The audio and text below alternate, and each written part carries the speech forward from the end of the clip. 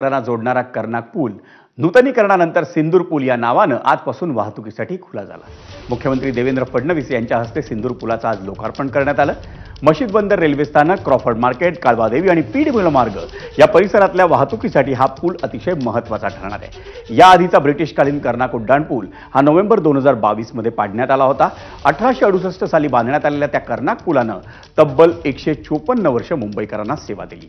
तो पूल 2022 साली वाहतुकीसाठी धोकादायक ठरल्यानंतर पाडण्यात आला। त्यानंतर तब्बल 60 कोटी रुपये खर्च करून बांधण्यात आलेला 328 मीटर लांबीचा नवा चौपदरी पूल दक्षिण मुंबईतील वाहतूक कोंडी कमी करण्यास मदत करेल असा मुंबई महापालिकेला विश्वास आहे।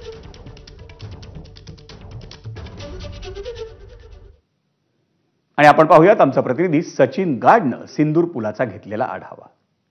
पूर्वीचा कर्नाक पूल ज्याचं नाव बदलून आता सिंदूर पूल ठेवण्यात आलेला आहे तो वाहतुकीसाठी खुला झालेला आहे। स्वतः मुख्यमंत्री देवेंद्र फडणवीस यांनी या पुलाचं लोकार्पण केलेलं आहे। 2022 मध्ये तब्बल 154 वर्ष जुना असलेला कर्नाक पूल हा वाहतुकीसाठी धोकादायक ठरल्यानंतर तो पाडण्यात आला होता आणि आता अखेर तब्बल 3 वर्षांनी या पुलाचं बांधकाम पूर्ण झालेला आहे। 60 कोटी रुपये खर्च करून हा 328 मीटर लांबीचा हा पूल बांधण्यात आलेला आहे। अलीकडे पाकिस्तानवरती भारतीय लष्कराने हल्ला केला आणि जे ऑपरेशन सिंदूर या दरम्यान राबवण्यात आलं त्यामध्ये भारतीय लष्कराला घवघवीत यश मिळालं आणि त्याचीच एक आठवण म्हणून त्या ऑपरेशन सिंदूरच्या नावावरती या पुलाला सिंदूर पूल असं नाव देण्यात आलेलं आहे। मस्जिद बंदर स्थानकाजवळ हा पूल बांधण्यात आलेला आहे आणि फ्रीवेवरून जो येणारा वाहतूक असते ती वाहतूक क्रॉफर्ड मार्केट असेल किंवा मग मोहम्मद अली रोड असेल त्यावरती जाण्यासाठी या पुलाची मोठी मदत होणार आहे। गेले 3 वर्ष मुंबईकरांना हा पूल नसल्याने कर्नाक पूल तेव्हा नव्हता, तो तोडण्यात आला होता, त्यामुळे मोठ्या वाहतूक कोंडीचा सामना करावा लागत होता। मात्र आता पूल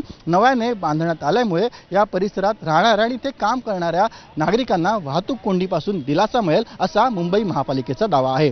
व्हिडिओ जर्नलिस्ट अनिल पवारसह सचिन गाड, एबीपी माझा, मुंबई। आणि मुंबईतल्या सिंदूर उड्डाण पुलाच्या लोकार्पणानंतर ठाकरेंची शिवसेना आणि मनसेच्या कार्यकर्त्यांकडून आज संध्याकाळी जल्लोष साजरा करण्यात आला।